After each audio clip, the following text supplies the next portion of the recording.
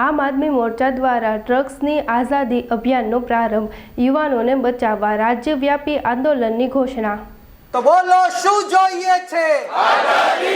શું જોઈએ છે? આઝાદી। શું જોઈએ છે? આઝાદી। જોરથી બોલો આઝાદી। જોરથી બોલો આઝાદી। ડ્રગ્સ થી માંગો આઝાદી। ડ્રગ્સ થી માંગો આઝાદી। યુવાનો માંગે આઝાદી। યુવાનો માંગે આઝાદી। મહિલાઓ માંગે આઝાદી। મહિલાઓ માંગે આઝાદી। ખેડૂતો માંગે આઝાદી। ખેડૂતો માંગે आजादी। वो जोरती बोलो आजादी। वो जोरती बोलो आजादी। वो सुन ले मोदी आजादी। वो सुन ले मोदी आजादी। वो शाह भी सुन ले आजादी। वो शाह भी सुन ले आजादी। हम नहीं डरेंगे आजादी। हम नहीं झुकेंगे आजादी। हम नहीं रुकेंगे आजादी। हम लड़के लेंगे आजादी। हम लेके रहेंगे आजादी। तुम कुछ भी कर लो आजादी। तुम पुलिस बुलाओ आजादी। तुम डंडे मारो आजादी। तुम गोली चलाओ आजादी। तुम जेल में डालो आजादी। हम नहीं डरेंगे आजादी। हम नहीं झुकेंगे आजादी। हम लेके रहेंगे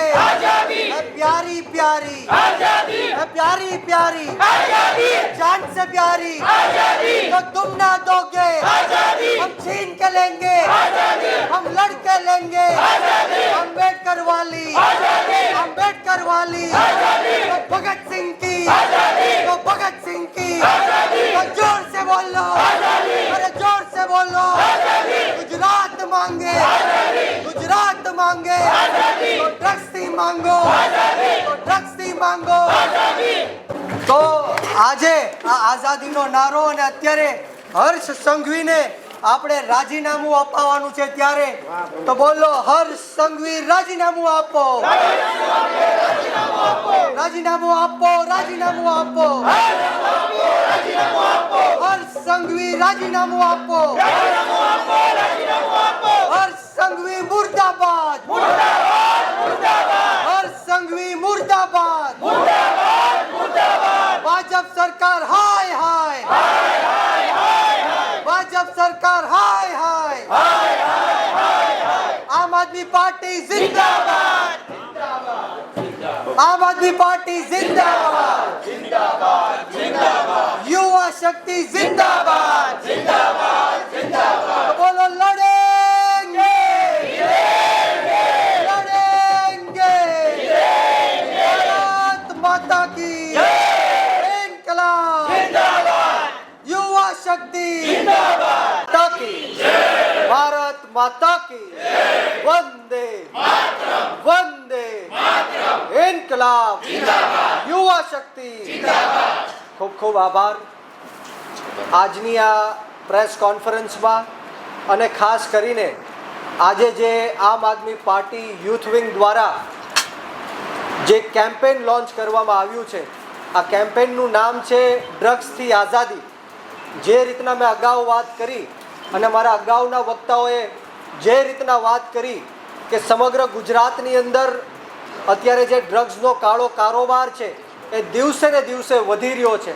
મેં જેમ કીધું એમ કે 2 દિવસ પહેલાં જ હર્ષ સંઘવી જે આપણા ગુજરાત રાજ્યના ગૃહમંત્રી છે, ઉપમુખ્યમંત્રી છે, એમના જ શહેરની અંદર અનેકો કરોડનો ડ્રગ્સ પકડાતો હોય તો હું 100% માનું છું કે આ ભ્રષ્ટાચારી ભારતીય જનતા પાર્ટીના નેતાઓએ ઢાંકણીમાં પાણી લઈને ડૂબી મરવું જોઈએ।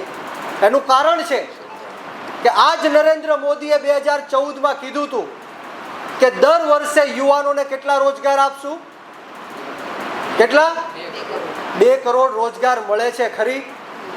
2 કરોડ રોજગાર આપવાની વાત તો દૂર, પરંતુ દર વર્ષે 2 કરોડ યુવાનો બેરોજગાર બની રહ્યા છે। અને આપને આશ્ચર્ય થશે કે આ ભારત દેશની અંદર દર 1 કલાકે, એક દિવસમાં નહીં, દર 1 કલાકે 2 યુવાનો, 2 વિદ્યાર્થીઓ આત્મહત્યા કરી રહ્યા છે। ભારત દેશ એક યુવા દેશ છે। આખા દુનિયામાં કોઈ પણ દેશ પાસે ભારત દેશ જેટલા યુવાનો નથી એટલા યુવાનો ભારત દેશ પાસે છે। અને એમાં પણ ગુજરાતના યુવાનોની વાત કરું તો ગુજરાતના યુવાનોમાં એ ટેલેન્ટ છે, એ ક્ષમતા છે, એ હિંમત છે, તાકાત છે, જે તાકાત, હિંમત અને ટેલેન્ટ અમેરિકાના યુવાનોમાં પણ નથી, ચાઇનાના યુવાનોમાં પણ નથી. છતાં પણ રોજગાર ન આપવો પડે એટલા માટે યુવાનોને ભ્રમિત કરવા માટે આ ડ્રગ્સ માફિયાઓને પ્રોત્સાહન જો કોઈ પૂરું પાડતું હોય તો એ આ ભારતીય જનતા પાર્ટીના નેતાઓ પૂરું પાડે છે. જે રીતના અગાઉ વાત કરી કે કંડલા પોર્ટ હોય કે પછી પોરબંદર પોર્ટ હોય, ગાંધીધામ પોર્ટ હોય, કચ્છનું પોર્ટ હોય, મુન્દ્રા પોર્ટ હોય, આવા અનેક પોર્ટોમાંથી પીપાવાવ પોર્ટ હોય, અવારનવાર આપણે જોઈએ છીએ કે ડ્રગ્સ મળે છે.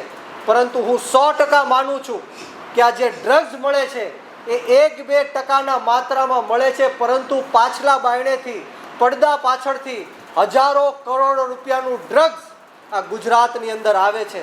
આપણું ગુજરાત છે એ ડ્રગ્સ માટે એન્ટ્રી પોઈન્ટ બની ચૂક્યું છે. આખા દેશની અંદર ડ્રગ્સ ટ્રાફિકરો માટે, ડ્રગ્સ માફિયાઓ માટે ગુજરાત જન્નત બની ગયું છે. અંદાજિત 1 વર્ષમાં એટલે કે 365 દિવસમાં તમે આશ્ચર્ય પામી જશો કે 1 લાખ કરોડ રૂપિયાનો નશીલા પદાર્થોનો વેપાર ગુજરાતની અંદર થાય છે. અને નેતાઓ અને આ ભ્રષ્ટ અધિકારીઓના કારણે આ જે વેપાર છે એ ગુજરાતની અંદર ચાલે છે. અત્યારે હમણાં જ ગુજરાતની અંદર બજેટ જાહેર થયું, એમાં આપ સૌને ખ્યાલ હશે કે બજેટમાં રીહેબ સેન્ટર એટલે કે ડ્રગ્સના પીડિત જે યુવાનો હોય એને નશામુક્ત કરવા માટે રીહેબ સેન્ટર માટે પણ એક અમુક ચોક્કસ ફાળો કરવામાં આવ્યો છે, આર્થિક યોગદાન આપવામાં આવ્યું છે. ત્યારે ચોક્કસપણે એ વાત સાબિત થાય છે કે ગુજરાત સરકાર પણ એવું માને છે કે ગુજરાતની અંદર ડ્રગ્સનું વેચાણ થઈ રહ્યું છે. જેમ અગાઉના વક્તાઓએ કીધું કે ડ્રગ્સ તો પકડાય છે, પણ કોણ ડ્રગ્સ મોકલે છે અને જે મોકલે છે એ ડ્રગ્સને કોણ લે છે એ ક્યારેય સામે આવતું નથી. ત્યારે મીડિયાના માધ્યમથી મારે ચોક્કસપણે હર્ષ સંઘવીને પણ ચેલેન્જ આપી છે કે તમારામાં હિંમત અને તાકાત હોય તો એકવાર ડ્રગ્સના મુદ્દે મારી સાથે ડિબેટ કરીને બતાવો. એકવાર તમારામાં તાકાત અને હિંમત હોય તો જેટલા પણ ડ્રગ્સ માફિયાઓ પકડાણા છે, જેટલા પણ ડ્રગ્સના કારોબારીઓ પકડાણા છે એ લોકોનું લિસ્ટ ગુજરાતની અંદર જાહેર કરો તો ખબર પડે કે કેટલા તમે માફિયાઓને, ડ્રગ્સ ડીલરોને, ડ્રગ્સ ટ્રાફિકરોને તમે જેલની પાછળ ધકેલ્યા, તમે ફાંસીના માચડા ઉપર ચડાવ્યા. આપણે કોરોનાના સમયમાં જોયું કે એક સર્કલથી બીજા સર્કલ આપણે વિના માસ્ક જઈ નહોતા શકતા, પોલીસ આપણને રોકી નાખતી હતી. પરંતુ આ ગુજરાતની અંદર ખેડૂતોનું ખાતર સમયસર નથી મળતું. મેં જેમ કીધું એમ કે સરકારી દવાખાનાઓમાં દવા સમયસર નથી મળતી, સરકારી શાળાઓમાં શિક્ષકો સમયસર નથી આવતા, પરંતુ હોમ ડિલિવરી ઇંગ્લિશ અને દેશી દારૂની ઘર બેઠા થઈ જાય છે. આ ડ્રગ્સ પાનના ગલ્લાઓ પર મળે છે. આ આપણી માટે દુઃખની વાત છે.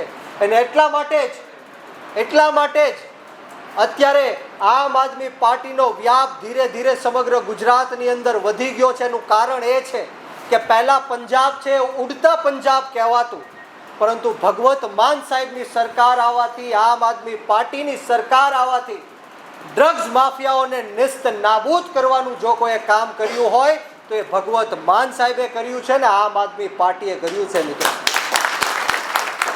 આપણે સૌને ખ્યાલ છે કે જે રીતના દિલ્હી અને પંજાબની અંદર યુવાનોને રોજગારી આપવાની વાત હોય ત્યારે આખા દેશની અંદર સૌથી વધારેમાં વધારે રોજગારી જો કોઈ પૂરી પાડી હોય તો એ આમ આદમી પાર્ટીની સરકારે પાડી છે. તો આપ સૌને એટલી જ વિનંતી અને એટલી જ આશા કે આવનારા દિવસોમાં આપણે યુથ વિંગે મજબૂત કાર્ય કરવાનું છે. આવનારા દિવસોમાં સુરત ખાતે પણ એક ખૂબ મોટા પાયે વિરોધ પ્રદર્શન કરવાનો છે અને સમગ્ર ગુજરાતની અંદર આપણે ખૂણે ખૂણે 18,000 ગામડાઓમાં જઈને ડ્રગ્સ વિરુદ્ધ લડાઈ લડવાની છે. આ ભારતીય જનતા પાર્ટીની વિરુદ્ધમાં લડાઈ લડવાની છે. 33 જિલ્લાઓમાં જઈને આમ આદમી પાર્ટીની યુથ વિંગને મજબૂત કરવાની છે. આપણે સૌએ સાથે મળીને નાત જાત ભેદભાવ, ભાષા, ધર્મ, જ્ઞાતિ, જાતિ બધું જ ભૂલીને આપણે એક થવાનું છે. આવનારી જે જિલ્લા પંચાયત અને તાલુકા પંચાયતની ચૂંટણીઓ આવે છે, વિધાનસભાની ચૂંટણીઓ આવે છે, એમાં આપણે સૌએ લડત લડવાની છે. ત્યારે આજે આપણી વચ્ચે અનેક યુવાનો આમ આદમી પાર્ટીમાં જોડાવા જઈ રહ્યા છે. મેં જેમ કીધું એમ કે આપણી વચ્ચે એક એવા યુવા ચહેરો જે સમગ્ર ગુજરાતની અંદર ભારતીય જનતા પાર્ટીનું નેતૃત્વ કરતો હતો અને આરએસએસનો કાર્યકર હતા, એવા ભગીરથસિંહ પણ આપણી વચ્ચે ઉપસ્થિત છે.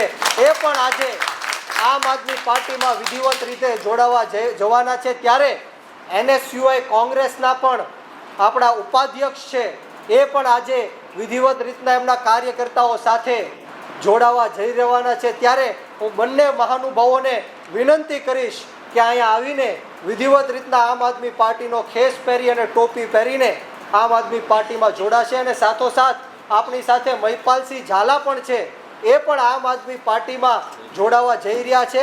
તો ત્રણેય ભાઈઓને વિનંતી કરીશ કે આવો અને વિધિવત રીતના આપણે ત્રણેય ભાઈઓને આમ આદમી પાર્ટીમાં જોડીશું.